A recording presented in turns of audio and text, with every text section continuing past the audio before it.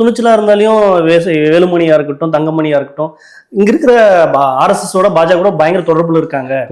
அதனால இவர் அப்படி நிர்பந்தத்தால் கட்டுப்பட்டு இருக்காரு. வருமானத்துக்கு அதிகமாக யார் சொத்து சேர்த்தாலும், வரம்பு மீறி யாரெல்லாம் கோடிக்கணக்கான ரூபாய் பதுக்கி வச்சிருந்தாலும், இன்றைக்கு அதை கண்காணிக்கக்கூடிய இடத்துல மத்திய அரசு இருக்கிறது. அவர்கள் அந்த அமலாக்கத்துறையை அனுப்பி, வருமான வரித்துறை அனுப்பி, ரெட்டலையை பறிச்சிருவோம் தேர்தல் ஆணையத்தை அனுப்பி தங்களுக்கு அடிமைகளாக வைத்துக் கொண்டிருக்கிறார்கள்.